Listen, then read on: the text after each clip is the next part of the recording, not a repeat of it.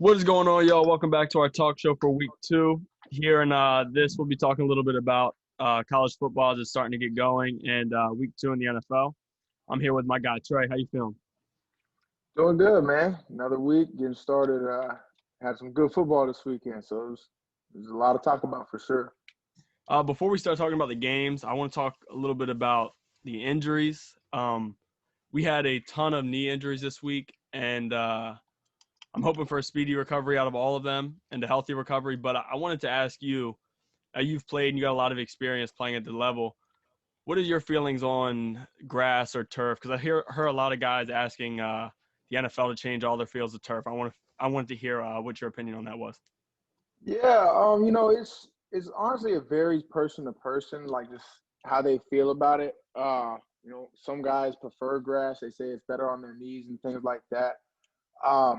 And some guys say, that they love turf or they love how easy it is. And, people certainly love turf who are owners and stuff like that because it's low maintenance. You put it on one time and you just leave it. But, I've had good and bad experiences on both, man. Honestly, my first time ever on turf when I was in like the eighth grade, I hit my knee kind of awkward and I ended up like popping a bursa sac. Obviously nothing serious like what we saw this weekend, but still weird, for that to happen. In being in my first experience, but I never had any major injuries that I would say were caused by turf or grass. So, I don't lean either way, but I definitely know guys have had rough experiences with it. So now we'll get into our games. The first game we'll be talking about is Thursday Night Football, Browns Bengals. There was a lot to take away from this game. The Bengals defense definitely needs to step up. Their offensive line definitely needs to step up. Joe Burrow threw the ball 61 times, and that's bizarre to me to know that with a banged up offensive line and a pretty bad offensive line, your team's throwing the ball that many times with their rookie quarterback. And the Browns running game looked pretty good. They had one long pass to Odell, but other than that, the passing game didn't look too much. But both Kareem Hunt and Nick Chubb got going well. But yeah, I think Burrow looked pretty good, and I think for the Bengals to throw the ball that many times, they're going to need a better offensive line. Yeah, no doubt, man. I think, obviously they have a lot of faith in Burrow, which, is understood because he's a dog. And he played well. He showed that, he showed again that he can run an offense. But I think it's going to be tough to ask them to do that, to play like that. Also, it's tough when the Browns running game was literally unstoppable. When you have two guys who are running like that, it makes you have to play from behind. And Odell got going, which certainly helped their offense a lot too. So there's things that they got to do on both sides of the ball to be able to stay in games. And 61 pass attempts for anybody, unless you're playing in the Big 12, it's not really going to work. And they're not that. So we'll see what they do moving forward. They have a lot of decent guys on the field. Their linebackers were tackling really poor, which didn't help with the way that their running game was going. But we'll see what they're able to do moving forward. Hopefully they can figure some things out. Now we'll get to the 1:00 games. The Giants-Bears, first game I want to talk about. The Giants disappointed me very much with the way they handled Saquon Barkley. He tore his ACL this weekend, but before he got tackled on the sideline on a tough play on like a 12-yard gain, and he was clearly hurt. And I don't know if he put himself back in or how it went down, but 2 plays later, they threw him right back in there. I think he tore his ACL on the first play and re-aggravated it on the second one, but I didn't quite understand why they rushed him in there so fast, especially with that team. I think you need a player like Saquon, I think you need to take some time off and make sure he's 100% good to go before you put him back in there, especially with his knee injuries in the past. But Yeah. you go. No, go ahead. Okay, I was No, gonna say yep. David Montgomery. He stood out to me in this game for the Bears. He looked really good. But other than that, Trubisky played all right. It wasn't really too good of a game. No doubt. It was tough to see Saquon go down like that, man. The first play, it was really awkward the way he landed, and I don't think it was his knee that play. I think it was his elbow. He almost really dislocated it completely. It would have been nasty that way, but I can almost tell you certainly he would have rather hurt his elbow, than have an ACL. But to come right back, and then it happens like that. It's just unfortunate, and stuff like that you can't control. But it just sucks to see. But Trubisky led them to another win. As much as critics don't like him, and there's a lot to say about him. I saw him throw a couple dots out there, and like you said, Montgomery was definitely doing his thing and helped them a lot. And he even got shaken up early on in the game, but came back and made plays, and they found a way to win, obviously against an underwhelming Giants team. But a win's a win, and they're 2-0 to start, which I doubt a lot of people would have predicted that coming in. So now we'll talk about the Cowboys Falcons game. Now this game kind of makes me laugh. The Cowboys came back and won the game. In a game they should have had no shot to win. In the fourth quarter, they went for 2 to try to make it a 7-point game and got stopped. So they were down 9 with about 5 minutes to go and still ended up winning the game. But the Falcons, the wide receivers looked really good. They got some good weapons. They used Hurst. Russell Gage has been playing pretty good. Ridley's really played well, but I don't know if it's coaching. The way they finished that game was terrible. Yeah, man. All around it was crazy what happened, and I have a friend who's a real good Falcons fan. We were talking to him the whole time. He was really excited, and then for them to fall apart like that, and still, there were some questionable decisions on both sides. Mike McCarthy was doing some things that definitely will leave you wondering, and they ended up winning, but it certainly wasn't because of the calls that he ended up making. Guys ended up making some remarkable plays, and that was as perfect of an onside kick as you can get with the rules the way they are today. And it was also just a really bad job by Atlanta with whoever those guys were on that onside team. You got to understand. Yeah, they can't touch it till it goes past 10, but that doesn't mean the ball can't keep rolling. But they learned the hard way. Certainly was an exciting way to end it, but that kicker those are as clutch of a 2 plays as you can get. Being a kicker, to have that and then make the game-winning field goal right after, that's pretty nice. So now we'll go to the Green Bay-Detroit game. Early on, Green Bay didn't look too good, but they cleaned it up late. Aaron Jones went off in the passing and the rushing game. He rushed all over Detroit. And now Detroit was up a ton early, and it kind of looked like they were going to win, but quickly Green Bay turned it around and took a huge lead on Detroit. And I think Aaron Jones was the factor in that game. Yeah, no, he played dominant football, man, the entire game. Every time he touched the ball, he was making a play, which is what you expect out of him after the last couple of years, man. He's been tops in running backs with touchdowns, and we saw what the Lions gave up last week in the second half to the Bears. So it definitely wasn't surprising to see their offense be so productive. But I mean, in the NFL, to have a day like that as a running back, that's what you dream of. And especially the timing is great for him, because I know contract talks will be coming up pretty soon. So that's big for him. And, he did his thing. Now we'll get to the Minnesota-Indianapolis game. For Vikings fans, this game was definitely a disappointment, especially after Indianapolis started off 0-1. I know Vikings fans probably thought they had this game won easy, and their offense just looked terrible. They couldn't really do anything. Kirk Cousins threw 3 picks. Cook didn't play bad. He had about 63 yards rushing, but it just looked like the Vikings offense couldn't get going. And the Colts looked pretty good. John Taylor had 100 yards rushing, and Mo Alley Cox had a ton of receiving yards. So what did you think of in that game?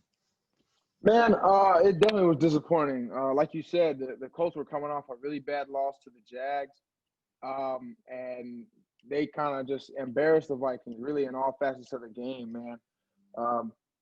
Vikings have way too many good players on their football team to be playing like that. Obviously, they had they had a guy go down too with I think it was Anthony Barr got hurt, so that's tough. But as much talent as they have on their defense, and as good as their defense was literally just a couple of years ago, it's hard to believe that they have a lot of those same pieces and they played the way they did yesterday. Now, for the Bills-Dolphins game, that was a good game. Josh Allen threw for 417 yards and had 4 touchdowns. And I think it really showed bringing Diggs in, what that could do to the Bills' pass game. Because John Brown and Cole Beasley really played well too. They both had 70+ yards receiving, but Diggs had 153 yards and 1 touchdown. For the Dolphins, Fitzpatrick played pretty well. He had 328 yards for 2 touchdowns, and Gesicki really stepped up. But they just lost that game by 3. It was a pretty good game, and I think Josh Allen has played real well to start off the season, and if he can keep going, they got a real shot at winning that division. Yeah, no doubt, bro. I think it was a huge game from Josh Allen, and really a tone setter. The play he made, man, where he mushed Kyle Van Noy as a quarterback, that's something you literally never see, and that's something that you hope you would never see as a linebacker. You just can't let that happen. There's no real way around that. But like I said, he set the tone for their team, and he was doing it in the air and on the ground. Stephon Diggs took advantage of some matchups. They had him being guarded by a rookie, a couple of those big plays that they made, and someone as talented as Diggs is going to take advantage of that matchup every single time. But the game was good, like you said. Gesicki made some good plays. That crazy one-handed catch over the middle. People don't really understand how hard that catch is to make, running full speed, and the throw was really like high and behind him. But that was a nice play, and it's good to see him get going. He's a talented guy that they have. And, they have a lot of weapons in that passing game. Preston Williams is underrated, coming off a rookie year where he was really balling and then got hurt. And then obviously they have Devontae Parker. So it'll be interesting to see. But it sucks for them to be 0-2. The Bills are leading that division right now and looking pretty tough. Now, the 49ers-Jets game, that game was probably number one, the most injured players in the game from this weekend, where we had a ton of injuries, as we talked about. The 49ers lost a ton. They lost 2 guys on their defensive front, in Bosa and Thomas, and they also lost their quarterback, who's already projected to be out next weekend. So, and they lost Mostert and Coleman, but I don't think they're done for the year. I think they'll be back, but for next week, they'll be out. And other than the injuries, the Jets just look so bad. All the injuries that the 49ers have, the Jets really couldn't do anything. And I think it's definitely starts up top with Gase. Since he's been their coach, I haven't been really a fan of him. I don't think anybody really has. And now he's just showing that he should not be the coach of that team. Sam Darnold, I'm not too high on him either, but I think it all starts with Gase. Yeah, man. I think the Jets are kind of just, really at the bottom of the barrel right now in terms of just what they present week to week. It just doesn't look like high caliber NFL football that you expect, regardless of how, whether you're supposed to be the best team or the worst. And that's on all sides of the ball. And like you said, it starts with the staff. But the injuries from that game, that kind of like Nick Bosa kind of was the first one that I saw, when I was watching Red Zone. And then after that, it felt like between their game and all the others, it just was never ending with guys going down. But, as far as the actual game, Mostert started the game first play, 80-yard touchdown run. He's as fast of a guy as you're going to get in the league. It'd be interesting to see, race between like guys like him, Breida, Tyreek Hill, stuff like that. But then he gets hurt, so that's tough.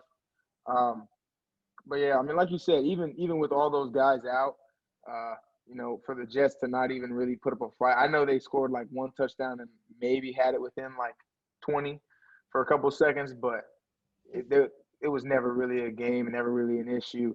So, hopefully a lot of those guys can come back, obviously besides, Bosa being out, for the year.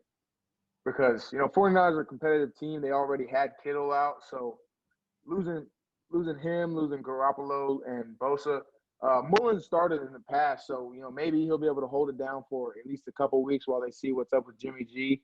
And I would say they can fall back on the run game, but when you have 2 of your backs out, that kind of makes that hard to do as well.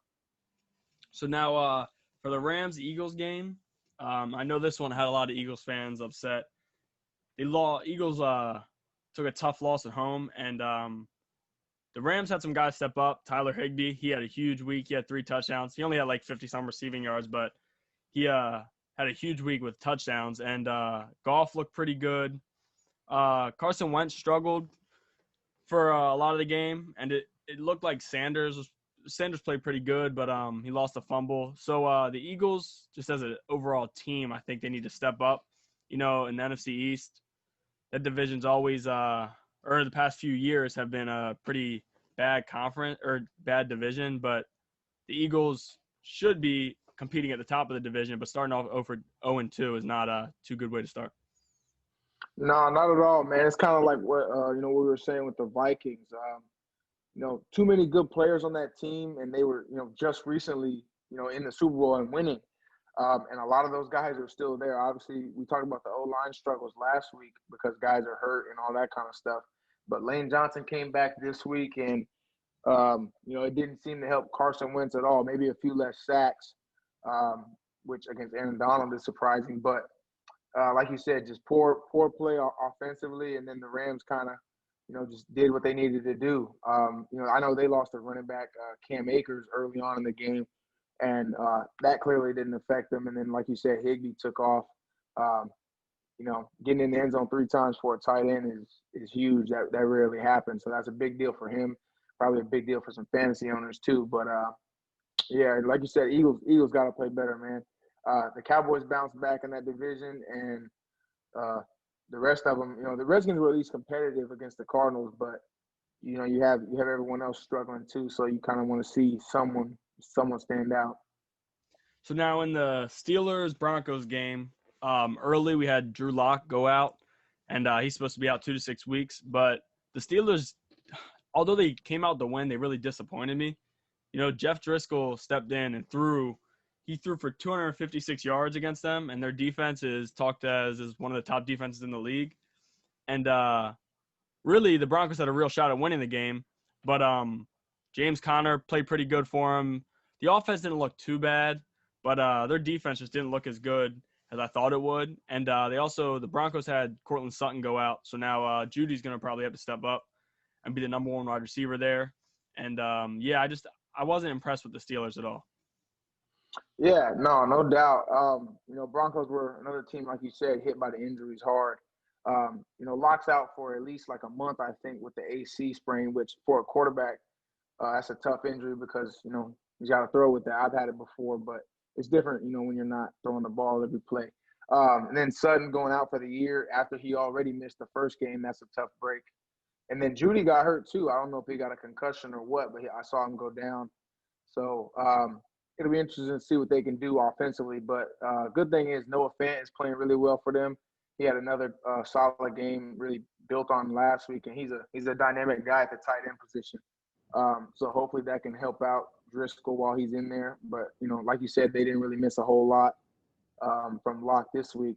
But yeah, the Steelers defense, man, they definitely took a step back from how they were playing last year, and even last week they looked a lot more solid in New York. Don't know if that's just a 1 week thing or what we'll see from them, but like we talked about with the other teams, they've got way too much talent on defense at all 3 levels to be getting beat like that by an offense that isn't necessarily the highest of caliber, especially not with all the guys going down. So now for the Buccaneers Panthers game, we had 3 wide receivers, Mike Evans, DJ Moore, and Robbie Anderson go for 100+ yards. So it was a lot of throwing, and also Leonard Fournette really stepped up for the Bucs in a game where I think some people thought the Bucs were going to really blow out the Panthers, but the Panthers hung around for a while and really had it as a close game. Fournette went for 103 yards and 2 touchdowns. Teddy Bridgewater, he threw for 367 yards, but he threw 2 picks. He didn't play too bad, but I think the main thing coming from that game is the Bucs got their first win, and the Panthers are also going to be losing McCaffrey for a few weeks, which is going to be huge for a team that already started 0-2. Yeah, McCaffrey's sideline is really going to hurt him, like as they try to push back and get in that division race with some, tough teams already. New Orleans losing probably helped them out just a tad, so they're not too far behind anyone. But like you said, McCaffrey is their offense. The amount of carries he gets or just touches, period, they're going to be missing that entirely. So they're going to be, relying on guys like DJ Moore and Curtis Samuel and Robbie Anderson to step up, and they're going to need more out of the passing game. You mentioned they had a lot of yards, but it didn't really turn into a ton of production. And a lot of the a lot of the yards were really late in the game when they made that late push and got close. And the Bucs kind of missed the chance to put them away early. Obviously, Fournette iced the game with a nice run at the end. But it just feels like, they played well, but they also had at least 2 or 3 wide open touchdown drops. I know Scotty Miller dropped one, an easy one, and so did LaShawn McCoy. Brady is someone who, definitely expects a lot out of himself and everyone else around him. And those are the kind of plays that, if they're going to be as good as they should be and want to be, they'll have to make those moving forward, and especially when they're playing, some more dominant teams. So now from the last 1 o'clock game, the Jaguars versus the Titans, this game was very surprising as well. I mean, the Jaguars were coming off a Week 1 win, which surprised people. But I don't think many people expected them to compete with the Titans. With a Titans defense that was supposed to be great, and they allowed 30 points to the Jaguars. Minshew played good again. He threw 329 yards and 3 touchdowns, which was kind of surprising against the Titans defense. And Tannehill, he threw for 4 touchdowns. But I think the big thing that I took away from this game was that the Titans defense is going to have to step up if they want to make a playoff run. No doubt. I think Tannehill is really playing at a high level. The last 2 weeks, I feel like he made some on point throws in the game on Sunday, and Jonnu Smith stepped up, had a really big game too, which he's capable of doing a lot from that tight end position, just being so naturally athletic. And then honestly, I don't know Derrick Henry's exact stats, but it didn't seem like he had too great of a day. It didn't seem like he was making a ton of huge plays. So for them to be able to rely on Tannehill to really take over a game, that says a lot about what they could do moving forward when they get Derrick Henry going again. But yeah, they definitely let the Jags back into that game late. They had a comfortable lead, it seemed like, for a while, and then Gardner Minshew kind of just took over. It seems like he's just a dynamic guy who can get that offense going at any time. You never really, right now at least, expect a ton out of the Jaguars, and then they do something like that, and then are really in it to the very end. So it'll be interesting to see what they can do, man. They're 1-1, and it's not the worst position for them to be in, considering what they had expectation-wise coming into the year. Now for the 4 o'clock games, Washington versus Arizona. It wasn't a blowout. It was 30-15, I think. But Arizona played pretty good, and Washington didn't play too bad. Terry McLaurin really played well for them. He had 125 receiving yards and a touchdown. But Kyler Murray looked really good again. Him and DeAndre Hopkins are looking really good. I think, in my opinion, they're one of the teams to beat in the NFC. But there was a lot of good stuff in this game for both teams. The Washington football team started to get Antonio Gibson going a little bit, and Haskins didn't play too bad. But the Cardinals were just a little bit too much for them, and it was a pretty good game. Yeah, overall, man, I think my takeaway from that game is that the Cardinals' offense is going to be a problem all season long, and that's going to, like you said, that's going to make them competitive, in the NFC for sure.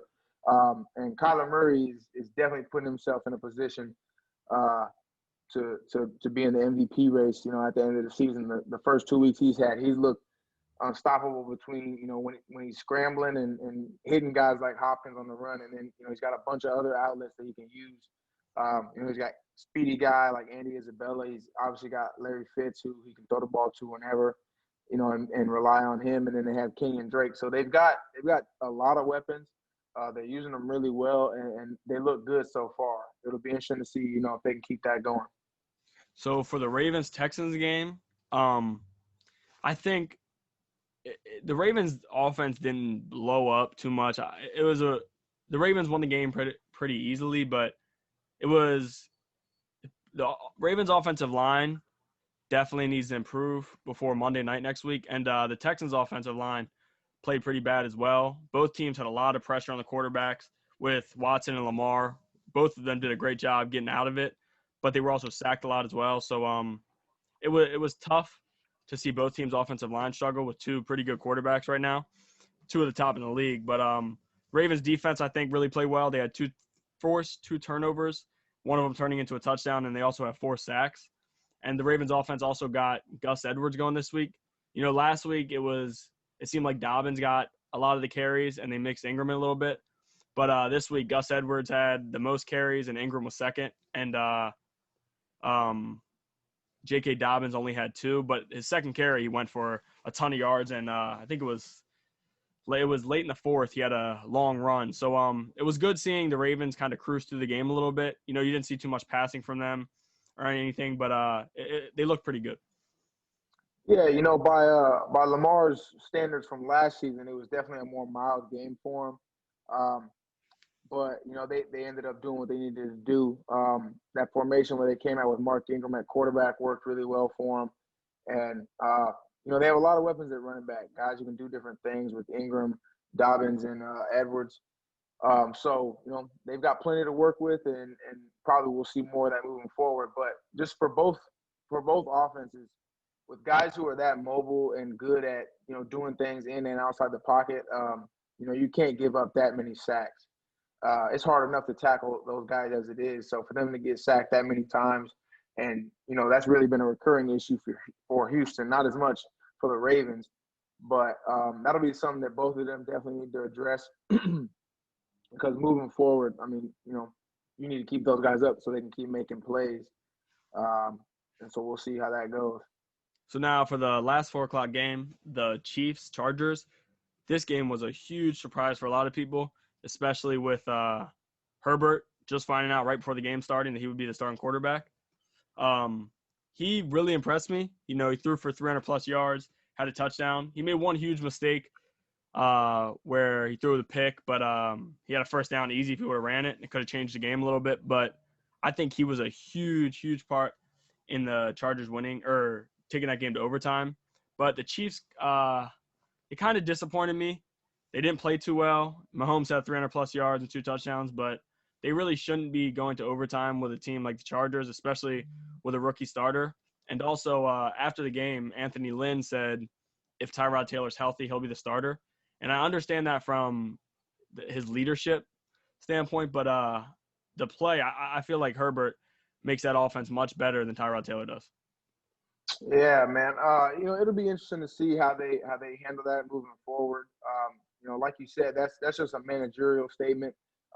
They can't necessarily give away Tyrod's job without him, you know, being able to have any input on it because he, you know, had a freak accident or whatever happened to him. But Herbert did what he needed to do, man. He kept them in that game.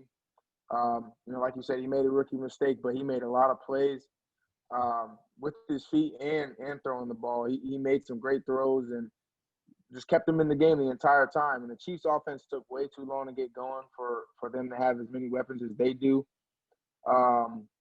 But, you know, in the end, Mahomes did what Mahomes will do, and they found a way to win. That kicker is just as clutch as the Cowboys kicker, man. I mean, he made that kick like 2 or 3 times in a row, and even after they backed up, I actually know the guy who false started there, played with him at Illinois. But even then, you know, he wasn't phased. Easily made a 58-yarder for the game.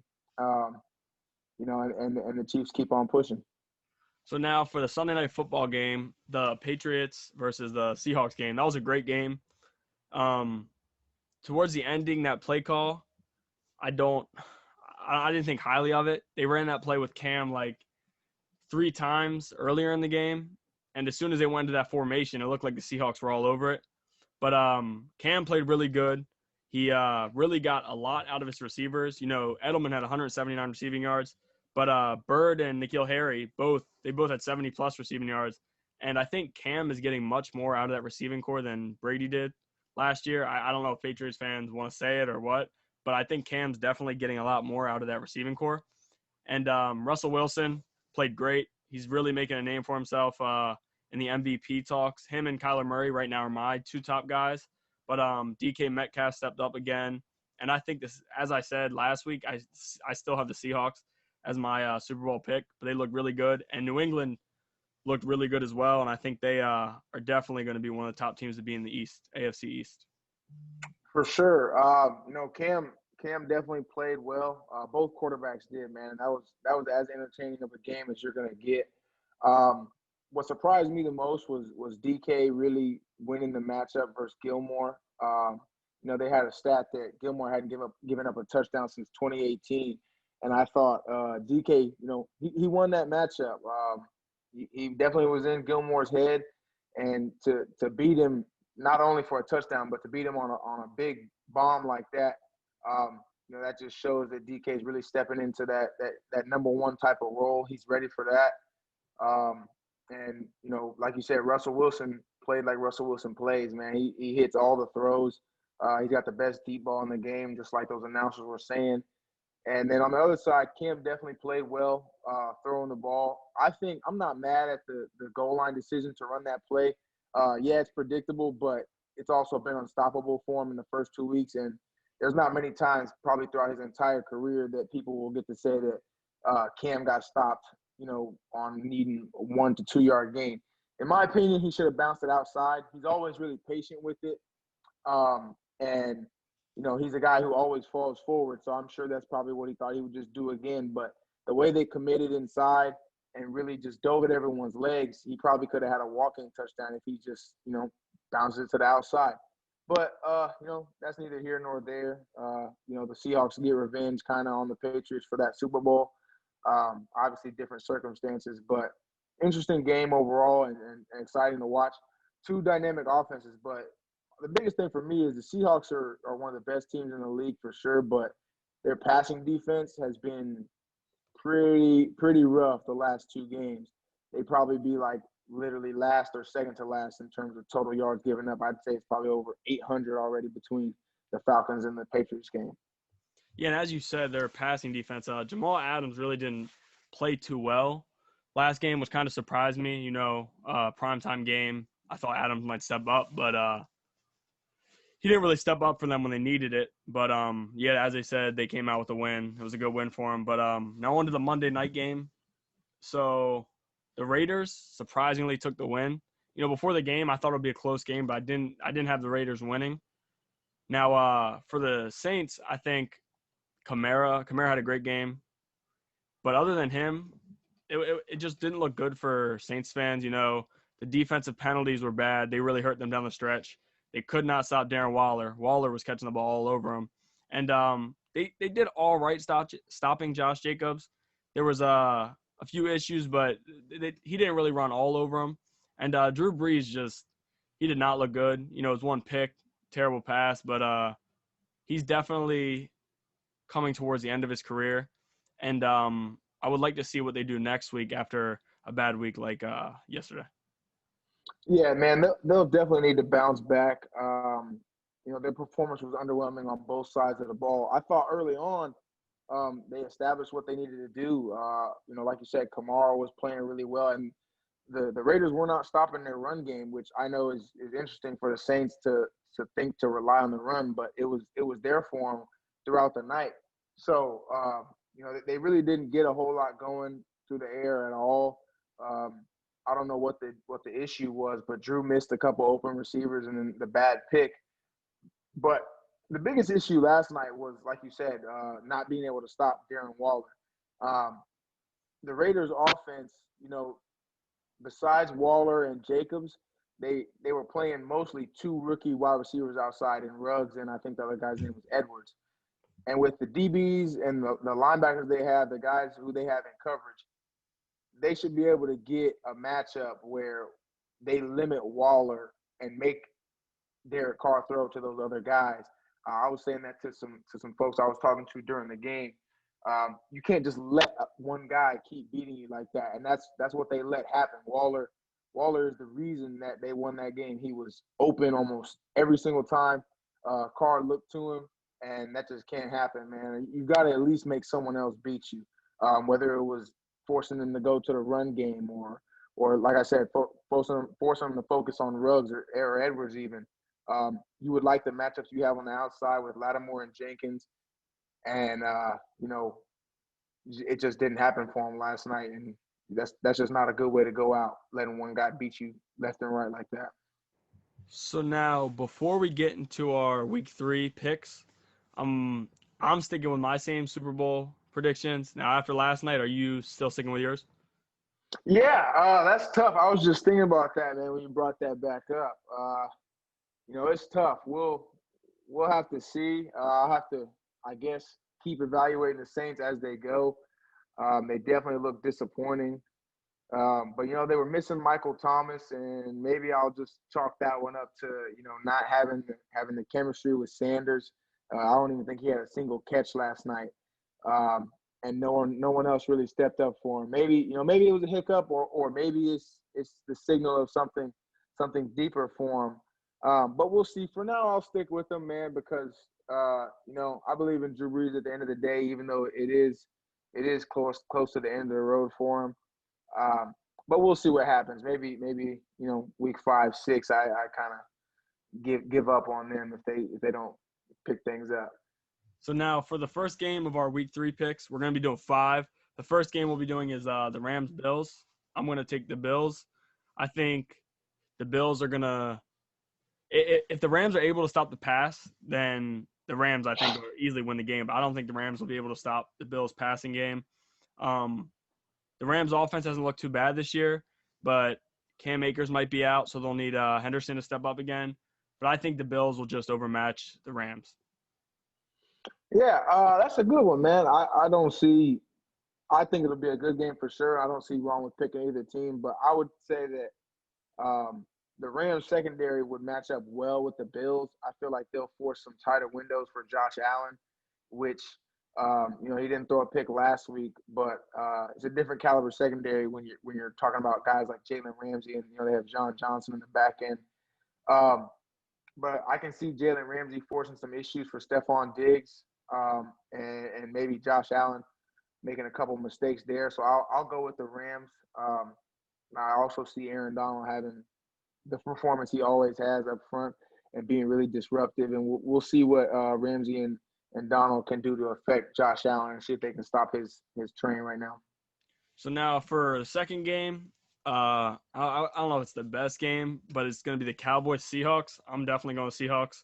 The Cowboys have really disappointed me so far this year with all their additions, and I just think the Seahawks, if you're unable to stop the Falcons, I don't think there's any way you stop the Seahawks. With Russell Wilson and Metcalf, as we said, Chris Carson. I just think that the Seahawks are going to power the Cowboys.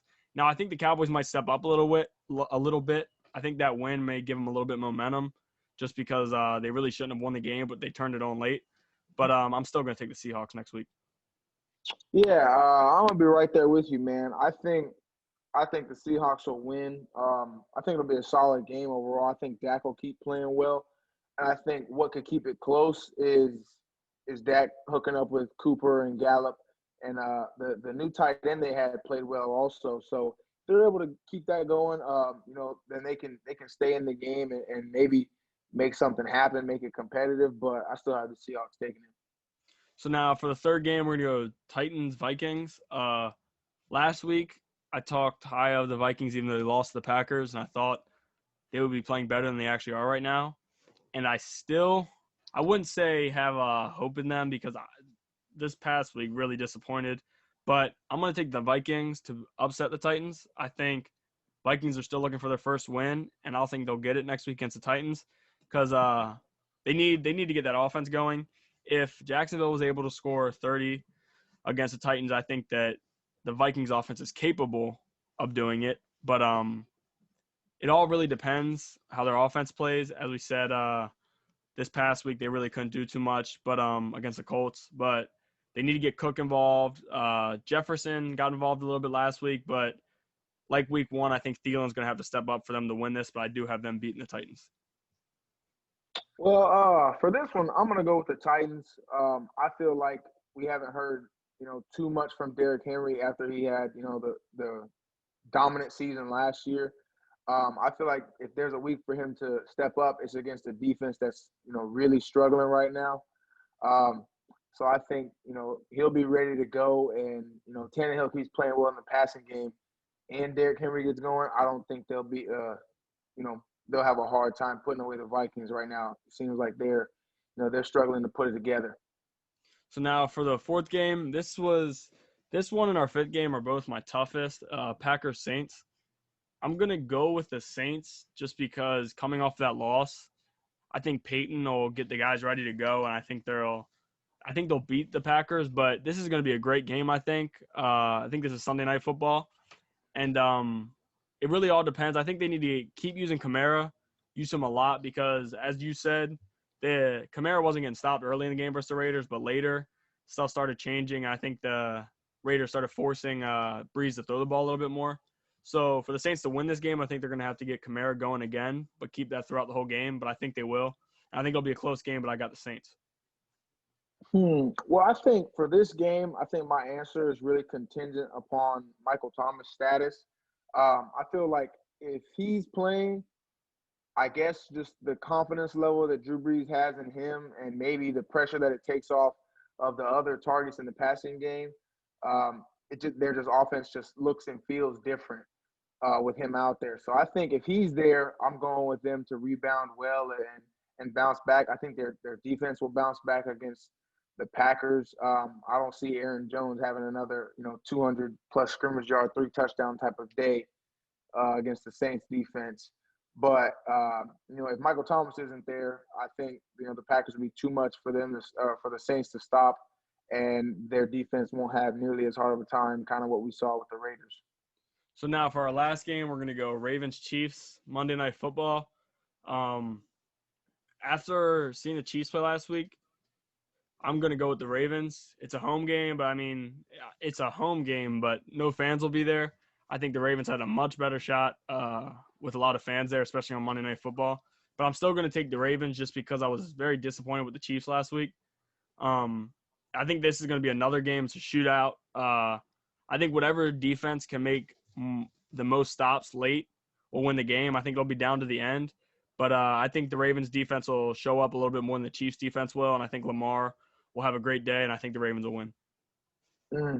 Yeah, I think I'm gonna go with the Ravens too, just because I feel like they've got it more put together right now.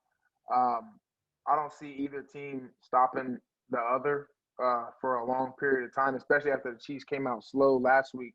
I feel like this week they'll get hot quick and remain hot throughout the game. And Lamar should be more dynamic this week, in terms of scoring, as they, put together, what their offense is going to be like this year. That remains to be seen. But I definitely got the Ravens. I feel like their defense is, got a lot of young guys playing. I see Patrick Queen's playing well. I think they've got pieces that they really like. And Calais Campbell's been dominant up front. I think he'll affect the Chiefs' ability to run the ball, especially with having a rookie back there, even though he's been playing well so far. Should be a great game though. Definitely an entertaining one, high scoring on both sides. But I'm going with the Ravens for sure. So now for college football, this past weekend we had a couple good games. Navy Tulane, that game really impressed me. Navy was down a ton, came back at the end and won. Tulsa versus Oklahoma State. I don't think many people expected that to be as good of a game as it was. Tulsa was right in the game the whole game, right in the game for most of the game, and their quarterback's one of the top quarterback prospects for the NFL draft next year, and he played pretty good. He made some good passes, but UCF took down Georgia Tech in a good game, and Miami Louisville was the game on ABC Saturday night, and that was a really good game. I think both teams played pretty well. Derek King has shown that he's been unable to be stopped. He threw for 300 plus yards against Miami or against Louisville, who has a pretty good defense, and he also threw for 3 touchdowns. But this past week we had some good games. Now looking forward to next weekend. We'll have some SEC football going. But what did you think of last weekend? I thought it was a solid week all around, man. Like you said, the Navy comeback was crazy. I heard that they said that they hadn't done any live tackling at all in their entire camp process, which showed against BYU because they got absolutely destroyed. But anytime you're coming back from 20 plus points down, that's huge, and they did so pretty late and did it, especially with running their wing T offense. That's hard to do for them to score and score quick like that. So that's impressive. And like you said, I was watching some of the Oklahoma State game as well. They ended up coming down to their third string true freshman quarterback who, just got there in the spring, and they didn't even get to have spring football. So He went in there, he threw the ball up to Tylan Wallace a couple times, and he made some plays, and that ended up really bringing them back into the game because they definitely struggled early, and but it's good to see them win. But the ACC looks stronger this year, man. I think it's good to see Miami playing well, and Louisville playing well too. It's hard to judge how well they're really playing because they're not playing, the other big conferences. You're not being able to compare it that way. But it looks stronger than it has in the past, and that's good, for their conference as a whole. It's better when there's teams to compete with Clemson. Obviously, Florida State, struggled last week against Georgia Tech, so it'll be interesting to see how they bounce back. And without their head coach too, because he ends up with coronavirus right now. But it was a good week of football overall. But definitely excited to see some SEC, and that'll hold us over until the Big Ten comes back next month. Now, before we go, I want to talk a little bit about the Big Ten. As we talked about last week, you have a lot of experience, and they were talking about coming back. Now the schedules have officially been announced. Big Ten's going to be starting October 24th, and I'm a big Maryland fan. You played for Maryland, so I wanted to know how you think Maryland will do this year. It'll be interesting to see, man. There's a lot of change and transition happening for them. Obviously, this is going into Coach Loxley's second year, so I, along with everyone else, want to see some improvement. A lot of young guys played last season and played meaningful minutes, and so you want to see those guys take the biggest step. So I expect good things to happen. I think they start with, was it Northwestern, the first game, if I'm not mistaken? Yep. So they're not starting with a haymaker right out of the bat, which is probably good for a team trying to piece stuff together. It'll be interesting to see how the quarterback rotation ends up with. Josh Jackson is still out, like he opted out as far as I know. So it'll be either Lance or, Talia playing. So it'll be interesting to see what they do with that, if they have some kind of rotation going on, and, how the offense plays overall. Obviously, we know how they started last year, and then things tapered off really quickly for them. So we want to see some consistency, man, and I just want to see, those guys out there having fun and playing quality football. I'm glad they get a chance to play at all, but, definitely need to see some improvement from a year ago because, like I said, once we hit the conference games, we kind of struggle. Oh, yeah. That's happened a little bit in the past. But thank you guys for watching week 2. So now we'll be coming back to you guys next Wednesday with another show talking about a little bit more about college football and the NFL. But thank you guys for watching, and hope to see you back. Yes, sir. Appreciate you.